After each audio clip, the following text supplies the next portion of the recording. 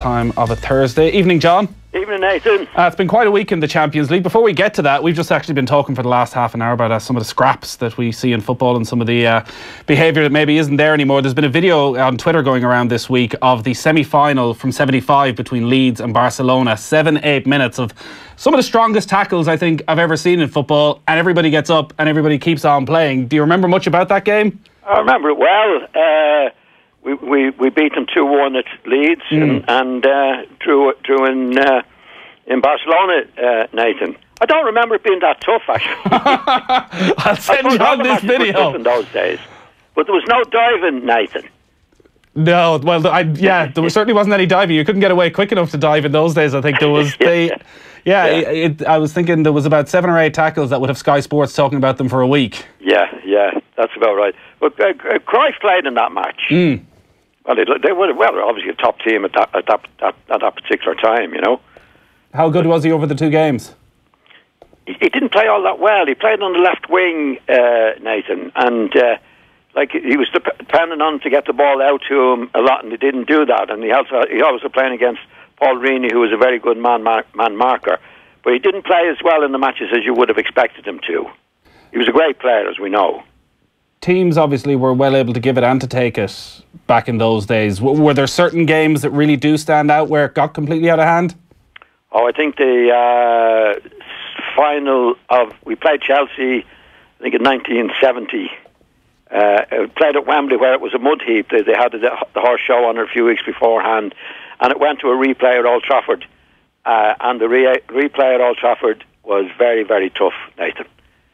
If you ever get a chance to pull tackle, if you want to see bad tackles, pull out the replay at Old Trafford. That was Chelsea won it after extra time? Yes. Right, yeah. I think we'll have a look at the YouTube video. We might tweet it out a little bit later this evening. Getting on then to modern times and this week, one of the most incredible weeks I think we've ever seen in the Champions League, with the comeback from Roma, with the potential almost comeback from Juventus, and Liverpool managing to see off Manchester City. We might start with last night then. Real Madrid through to the semi-finals just about with that 94th minute penalty. Yeah. Was it a penalty? I thought it was, Nathan. You know, again, what a lot of people say, if that had been around the middle of the pitch or outside the box, it was a definite penalty. I thought it was. You know, it was the Juventus defender tried to get at it when he had no chance to get. I thought it was a penalty. Yeah. It's funny enough. I heard Buffon talking, and he was more. What he was saying, in effect, was like, we put up a great performance, and it's unfair for us to be losing a match like this. But that wasn't the case. I mean, the referee has to do what he has to do, and I thought he did it well. I thought it was a penalty, definitely. Yeah, because a lot of the fallout has been dominated as well by the red card to Buffon. Had Michael Oliver any other choice but to send him off? No. I think one or two others could have been sent off for the way they got around him. And I mean, Buffon was into his face, as you could see, Nathan. I don't think he had any choice in that. And I thought the referee did well. Kept his head well. And I think he gave the penalty as he saw it. And I think he had the courage to do it. Do you attach any blame then for Buffon for the way he reacted, or is it just 94th minute, it's a European semi-final, the passion takes over, the anger takes over, you just lose the run of yourself completely? I think that's what happened. Because it was him that made the statements afterwards saying, you know, it was disgraceful because they played so well and it was the last minute or they were into injury time. He didn't actually say whether it was a penalty, he deserved to be a penalty or not. And then to be sent off. I mean, if you saw, well, we all saw it, I'm sure you were watching as well, Nathan. It was in the referee's face straight away. Really, really very, very aggressive.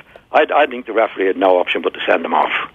It was quite a penalty then from Cristiano Ronaldo. It felt as though he did everything right. He stayed away from the row. He took a deep breath. He kept himself composed. Well, if you wanted one man to be in that position at that time, it would be him. I think he thrives. I think he thrives in the pressure and to be able to show off as well in those particular situations, Nathan. And it was absolutely brilliant. I mean, where he put it, the goalkeeper was never going to get it. And the pace behind it as well, because normally when you're knocking in penalties in on that side and that way with the inside of the foot, you don't usually get the power behind it as well. So it was actually a perfect penalty. Yeah, supreme confidence to take that on, because generally players... If you're picking anybody in the world to take it in that situation, you'd pick him. The pressure there wouldn't bother him. I think he thrives on that. Yeah, do players generally shy away from putting that much power behind it because you can one little slip and you end up skying it? Yeah, well, it's a huge pressure penalty. We've seen plenty of things in the past where it gets to that situation. The normal penalty takers are not that keen to take it because there's so much at stake, but no bother to him. We've raved about Real Madrid at times over the last couple of years. They've won 3 of the last 4 Champions Leagues. Last night, with the exception of Sergio Ramos, they had more or less their first choice starting 11 out. To find themselves 3-0 down, what did Juventus do to get at Real Madrid that Madrid just couldn't cope with? Well, I think first of all, Real Madrid were a bit lackadaisical. I think their attitude was we're 3-0 up. What was it? 3-0 up from the first leg. I think they felt it was a bit of a stroll, Nathan, myself. And what happens again? It's like, you often heard me talking about the away attitude and the home attitude, which I think is a bit of a nonsense in many ways. Juventus knew they had to win this match, and they approached it in a way that nothing to lose, let's have a go, and they caught Real Madrid on the hop. Now, if Juventus had been winning 3-0 from the first leg, Nathan, there's no way they would have approached that match the way they did. And they were excellent. What they did was excellent. Actually, when they got to 3, I think they stopped playing. I think they were quite happy when they got to the 3-0. They lost that will to go and really finish it off, in my opinion. But they were excellent in what they did. But it shows you the mentality and what you can do when you approach it in the right way. They had nothing to lose, so we'll have a go. And they definitely caught Real Madrid in the hop. I think Real Madrid were surprised at the way they played, that Juventus were as good as they were, and I think they were very, very slack themselves in their approach to the game. Did they find a way to get at Luka Modric? Well, I thought Modric played quite well. I was very surprised when he was taken off. And I don't know whether he has an injury or whether, but he's the last player I would have taken off for Real Madrid. He didn't play very well last night, but neither did any of the team, Nathan. I think they were slow, they weren't up for it, and I think they did definitely take it for granted that this was going to be an easy win for them. Gareth Bale was one of those who really struggled, taken off at half-time, and a lot of question marks again about his future in England. He's 29 in the summer. Do you worry about Bale in these latter stages of his career, in this second part of his career, that he may struggle to get up to the heights he got to during his time at Spurs in those first couple of seasons at Madrid? Well, I don't think Zidane favours him that much. I mean, he takes him off. He hasn't played him. So his confidence couldn't be high, Nathan. Because when you know that the manager doesn't really want you to, doesn't play you in, that it's not very, very easy. And he walked into a match last night where the whole team wasn't playing well. So I think he was a bit unlucky in that way. I mean, he's a very, very good player, as we know. But, I always think with Bale, he needs plenty of room, he needs plenty of space to run and use his pace. He's not like a natural footballer, in terms of getting the ball into his feet and holding it up and that. So you have to wait for him to get into positions to do what he's really good at. And obviously, Zidane doesn't want to wait. If he's not playing him, it means that he doesn't fancy him to have him in the team, and that doesn't do anybody, any Bale or anybody else. The confidence can be shattered, Nathan, in that situation. Whether it's Liverpool or Bayern Munich or Roma who get Real Madrid in the semi-finals, did Juventus set an example last night of how you get at Real Madrid, of how you can go and beat them, or is it more a case, as you say, that actually Madrid were a little bit complacent perhaps, just weren't at 100%, and that when they are at 100%, they're still almost unstoppable? I think they're favourites, Nathan. This was a shock result, or could have been a shock result last night. They got away with it. And that's a lesson, coming up to the semi-final, that there's no way that should happen to them again, regardless of who they draw in the semi-finals. They got out of jail last night, there's no doubt about that. That was a shock. They could have gone out, they didn't. They're still in there, and I think that's a big lesson for them to learn in this particular competition now. I don't think they'll make the same mistake again. What did you make then of Barcelona on Tuesday night? Another absolute shock, the way Roma managed to turn it around. Well, I didn't see that match, Nathan, but they could have been complacent as well. You know, they were 4-1 up from the first leg. Again, it shows you the attitude, what you can do when you have to do it. In Roma's case, if Roma had been 2 up, they probably, well, I'm sure they wouldn't have played the way they did, and caught them on the hop. But I think what's significant this year from the Spanish point of view, Real Madrid are not doing very well and playing very well in La Liga. Whereas and Barcelona, I think most people would agree, even before last night, they're not quite the force that they have been in previous years. And that proved to be the case for both of them. You know, now whether Madrid pick it up, and I think they do have the players to pick it up for the semi, I would put them favourites to win it. But they're not the Real Madrid that we've seen in previous seasons, and certainly Barcelona haven't been the team that we've seen in previous seasons, and they paid the price for it last night. So, Roma, Juventus, did they pay too much respect to Barcelona and Real Madrid in the first legs of their quarterfinals? And does that make it all the more impressive what Liverpool achieved against Manchester City and the way they really got at City in their first leg and attacked them and ultimately won the tie in that first leg? Yeah, well, on the Real Madrid thing, I watched the first match against Juventus away, and I thought Juventus played well in the match, Nathan. But the big difference was Ronaldo. Ronaldo scored 2 fantastic goals. I mean, if Ronaldo had been playing for Juventus, the result could have been the opposite. Though they weren't totally outplayed in what was a 3-0 match. I thought they played quite well. Now, I didn't expect them to play as well in Madrid, I must say. No way. I mean, they picked it up brilliantly. Madrid went up for it, and they took advantage of it. That's the way I would read that particular tie over the 2 matches. The Manchester City-Liverpool one was a different thing altogether. You know, if you go back to the Liverpool match, you know, Manchester City didn't turn up at all. They were terrible, and Liverpool took full advantage of it. Good luck to them, and finished up 3-0. But in the second match, then you saw Manchester City mostly at their best in the first half, and could have gone, I know it's all ifs and buts, could have gone 3-0 up. You know, Silva hit the upright, and then it turned out that the goal that was disallowed should have stood. You would have had a different game altogether. But in the second half, then they couldn't. I don't think it could keep up the pressure that they put on Liverpool, and Liverpool got at them. And once you get at Manchester City, then they're in trouble, as we saw. And Liverpool won 2-1, as we know. But 5-1 over the 2 legs, they definitely deserved it, Liverpool. The performances then over the past week or so from Manchester City, the loss in the first leg, the way Manchester United were able to turn it around in the second half, and City not being able to force themselves back into the tie at the Etihad then on Tuesday night. Does it make you rethink what Pep Guardiola is doing at Manchester City and what he's trying to achieve? Not really, Nathan. You know, I've got my own take on it, and my take on it is that there's all the concentration is getting forward. We're going to have the ball more than the opposition. We're going to score goals, and I don't think there's much attention paid to defending at all because he doesn't expect to defend. Now, there's no balance to that.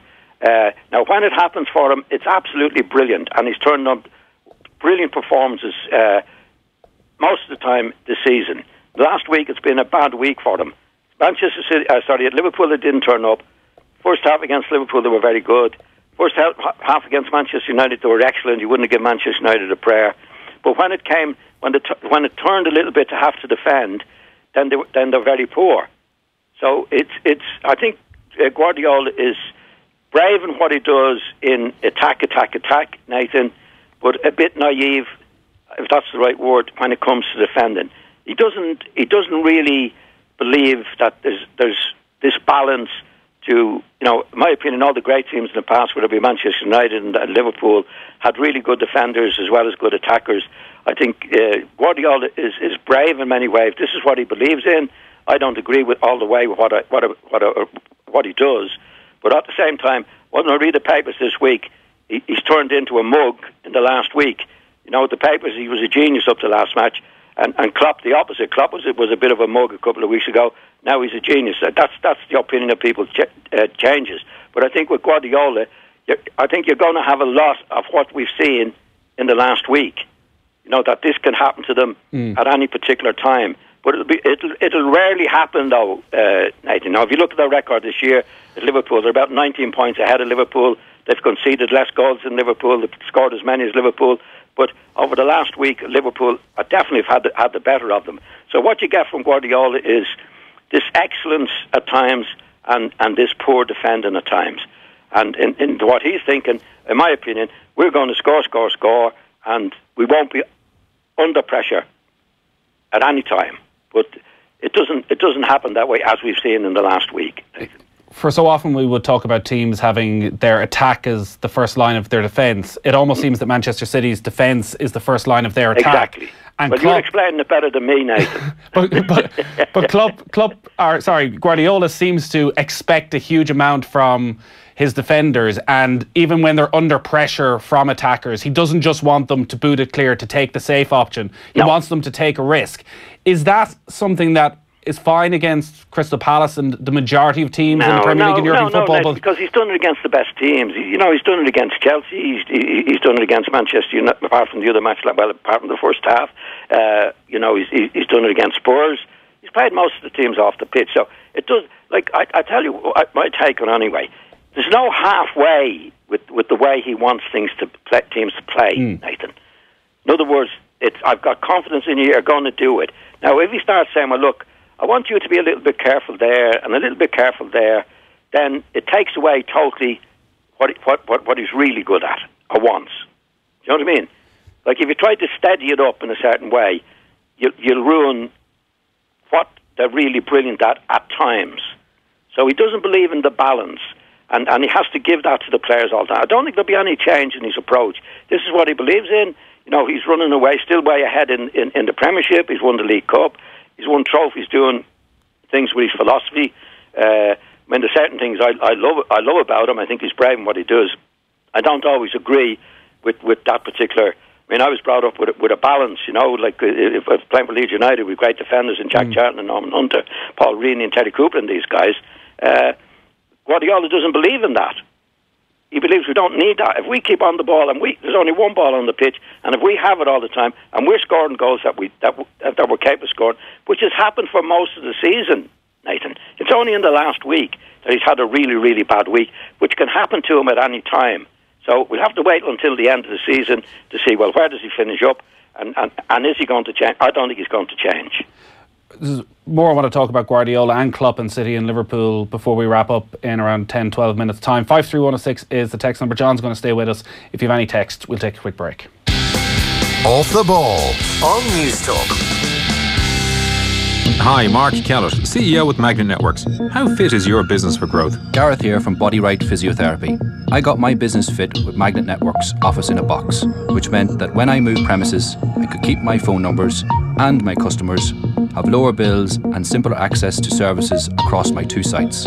Business fitness is all about finding the right plan, and I found mine with Magnet Networks. We work with our customers every day to make sure their broadband, phone and cybersecurity services are fit for their business. See magnetnetworks.com. The Punchestown Festival. It's more than a one-horse town. It's top-class championship racing, where overseas rivals take on the hometown heroes, where stylish and elegant uptown girls enjoy a great day out with the men about town. It's live entertainment in gorgeous new bars and restaurants. It's where champions go. The Punchestown Festival, Tuesday 24th to Saturday 28th of April. Tickets from €30. Visit punchestown.com. Murphy's Law, Article 214. When your toddler learns to flush things down the toilet, they'll start with your keys. When anything that can go wrong does go wrong, you need a simple solution. 123.ie Comprehensive Car Insurance has you covered when your keys are given an unexpected tour of your pipes. Simply put, we'll replace them as soon as possible. Key replacement is now free with new Comprehensive Car Insurance. Buying online saves you 10%. 123.ie. Simple is smarter. Acceptance criteria, T's and C's apply. 123 Money Limited, trading as 123.ie, is regulated by the Central Bank of Ireland. RSA Insurance Ireland DAC provides 123.ie car insurance. Free key care is a limited offer with a cover limit of €1,500. Computer, what services do CBRE offer? CBRE are Ireland's largest commercial real estate firm and provide the following services: asset services, residential capital markets, agency leasing and healthcare real estate. OK, computer, thank you. I'm not finished, Liam. Building consultancy, investment management, valuation and advisory. Visit cbre.ie to find out how our 750 industry experts can help unlock the full potential of your commercial property. CBRE. Build on advantage. Hertz means car rental, right? But Hertz also means car sales. The Hertz sale means a massive range of cars, unmissable bargains, finance options with zero cash deposit and €2,000 minimum scrappage on trade-ins. Call into our showrooms in Dublin and Cork or online at hertzcarsales.ie. Terms and conditions apply. Off the ball. This is News Talk. You're welcome back to Thursdays Off the Ball. John Giles is still on the line. We're talking about Liverpool, Manchester City. John, when you look at the way Liverpool performed over these two legs, and have performed at times this season, the way they beat Manchester City in the league back in January, and what Klopp has been able to do with a group of players, some of whom were unheralded, the likes of Andy Robertson, who's come in, even Mo Salah, who had done well last season at Roma, but nobody expected this with 39 goals so far. Is he the type of manager you look at and think, yeah, I would have liked to have played with him as a player. I would have got the best out of myself if he was my manager. Well, I think he does get the best out of players, Nathan. There's no doubt about that. And he has this enthusiasm. He has this go.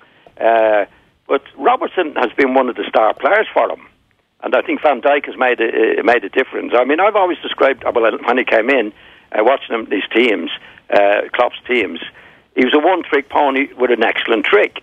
And I still think that about him. I don't think there's going to... I did very well in the last couple of weeks, but is there going to be a consistency there that's needed? It's a bit like Guardiola. Now, his is go, go, go, attack, attack, attack, attack. And actually, when he's put under pressure at the back, he's usually not very good. Now, I think Van Dijk and Robertson in particular, who's come in from Moreno over a period of time, how he hasn't been in there before, I don't know, has been a huge asset for them in recent times. But, you know, Liverpool are what they are. I mean, a few weeks ago, they were beaten by Swansea, don't forget, and West Brom beat them in the cup. They can concede goals. It's a bit like Guardiola in terms of, I don't think there's any great emphasis on defence. I think there's more emphasis on defence with Klopp than there is with Guardiola. But there'd be much of a muchness in their approach, which is go, go, go, and have the players up front, which Klopp has. So don't forget, a few weeks ago, a lot of people were questioning him, Nathan. You know, is he doing it? I've heard him described as a bit of a clown and that. But again, he's capable of doing what he's done. He's done brilliantly in the last week against Manchester City. But is the consistency going to be there week in and week out in giving goals away? They've done well in the last couple of weeks, but I would still say that the defending has to be proven, or the good defending has to be proven yet. Can you do that by signing good defenders? Is that what he's done here, maybe, even if they're not doing any more work with the defensive structure, in signing Virgil van Dijk, spending the 75 million, making him the world's most expensive defender, that they've actually bought a leader of that defence who can make everybody better and actually can change the entire team, that they're not just this one-trick pony anymore, that simply by signing Van Dijk, they're going to be a lot stronger defensively and give them a far stronger base? Well, he's definitely the best defender they've had. You know, if you look at Lovren and one of the others, he's definitely better than any of them. But I think that Robertson coming in at fullback, and he's been there a long time, Robertson, where he wasn't in the team at all, has definitely been a help. But it's been a really good week for Liverpool. There's no doubt, Nathan. But I think even still defensively, they're not as good as they should be. But anyway, they can only go in the last week, which is very, very good. But you must remember, over the season, now Van Dijk has been there a while. They've conceded more goals than Manchester City. They've scored about the same goals as Manchester City. You know what I mean? So they've definitely deserved to beat Manchester City 5-1, which is a great result, and it's been a really, really good week for them. I'd need more convincing about emphasis on defending in the future than at the moment, Nathan. I wouldn't be that sure about it. You think it might still catch up with them before the end of this tournament? Yes. I want to talk to you as well about one of the more interesting stories of the week, which was Harry Kane and this ghost goal, as it's been described in some ways, for Spurs against Stoke, originally given to Christian Eriksen, but the Premier League's goal accreditation appeals panel have overturned the decision. So Harry Kane now stands on 25 goals, 4 behind Mo Salah. Is this just a sign of the real desire you want from your striker, a desperation to get goals, that he'll sort of put himself out there publicly and show that desperation? Well, I tell you what I'm amazed at. I'm amazed at the importance of it, to be quite honest, Nathan, between the lead and goal scorer. You know, what you want is the team to be doing well and everybody to be winning things regardless of a personal situation where you're scoring goals more than... Now, that's the way it is today. I'm a bit old-fashioned in that way. But I did follow it. I did see the replays of the goal, and it's very, very hard to know. But what I would be amazed at, if Harry Kane didn't tell the truth. I think he's a decent lad. He's not a show-off. I think he's very good. And if he told me that he got a little touch on it, I'd believe him. Right. I'd really believe him. I would be amazed if he told Whoppers overscored and are making the contact with that ball. Because what I saw of it, it's only the player would know whether he got a little brush on the ball. But I'm amazed at the so much publicity about it. So he scored or he didn't score, or if he's a leading goal scorer or not the leading goal scorer. So what? But again, I'd be amazed if he didn't really believe that he got a touch on it, Nathan. Was there not always that desire there from a club's main striker to get every goal possible? That there was. Winning the Golden Boot at the end of the Nathan, season? To be quite honest. No? No, there would be more talk among the team and the player himself. Are we going to win the title with it? It wasn't about the personal accolades. How important is it to the team for winning things? You know, Harry Kane could be the leading goal scorer this season and win nothing. So could Salah. So I'm just surprised. I know things have changed over the years, Nathan, but I'm surprised at the importance of it to be the leading goal scorer. Of course, Harry Kane wants to be the leading goal scorer, and Salah wants to be but the main thing is the team winning and scoring goals that help the team to win, and not making a hullabaloo about whether he did or he didn't touch it. You know? Spurs came out and were pretty public as well in their backing for Harry Kane, so you have to assume that the dressing room dynamic with Christian Eriksen is all right as well, that Christian Eriksen isn't sitting in the corner seething. To be honest, Aidan, you know what I mean? Whether Harry Kane was the leading goal scorer or not, in my opinion anyway, if Spurs scored the goal and it was allowed, and Eriksen wasn't given the goal, there'd be no hullabaloo about it. You know, and Harry Kane, as I said, I think Harry Kane is a terrific lad. I think he's an honest lad. And if he said he got a touch on it, then I would believe him. But I don't understand the hullabaloo about it, to be honest. We were talking earlier about the 1970 FA Cup final, which you say I think was even more hardcore than the European Cup semi-final against Barcelona. I'm looking forward to going back and watching it. Oh, have a look at it this evening. We have a text in about it. Don't expect to go to sleep as soon as you watch it, you know. Did you have nightmares about it for a while afterwards? I've had nightmares about losing. Did you ever walk off the pitch? Like, after that cup final, did you ever walk off the pitch annoyed with the behaviour of your opponents? Oh no, sure, we were just as bad as them. Oh no, there was never. It's like Harry Kane. We've never complained about the behaviour of other teams. That's the way it was in those days. Yeah. You know, and there was huge rivalry between, and this was a replay as well. Actually, it was the first replay ever of the FA Cup final. All right. And it was played at Old Trafford. It wasn't played at Wembley. So there was a few historical changes there. But why didn't they play because the original game was played at Wembley? Why didn't they play the replay at Wembley? Why didn't they play the replay at Wembley? I don't know. Actually, the game at Wembley actually was the first time it went into extra time as well, Nathan. So a pretty historic game all round. And we have a text in about that. One of the most forgotten Irish players ever was the wonderful John Dempsey, who scored a classic goal for Chelsea to win the European Cup Winners' Cup against Real Madrid. I wonder if he played with John. That from Jeff Clashmore in County Waterford. Oh, yeah. He played. I played with John quite a few times in the international team. John was a really good lad. One of the old-fashioned centre-halves. Wasn't expected to do much on the ball. But as he used to say in those, getting his foot in. Which meant wouldn't have been in Pep Guardiola's team. You wouldn't take John Dempsey for granted. Him and Chopper Harris playing at the back for Chelsea. and John was a real old-fashioned go for the ball, go for anything that was there. Brave.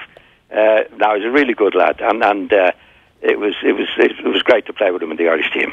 Yeah, I'm starting to see now why the 70 Cup final was so good with Dempsey and Chopper Harris on one side and Jack Charlton and Norman Hunter on the other side. Oh, definitely. Just have a look at it, Nathan. You can mention it next week when we're talking. Yeah, and still alive and well, John Dempsey, 72 years young, good. 19 caps from 66 to 72. John, great stuff as always. Thanks a lot for taking the call. Thanks, Nathan. We'll talk to you next week. John Giles, as always, with us every Thursday evening at 7:30. You can get your text into 53106. Kev will be back in a minute. The Europa League games just getting underway. And in the next hour, we're going to be talking to the Footballer of the Year, Andy Moran. The News Talk app is News Talk in your pocket.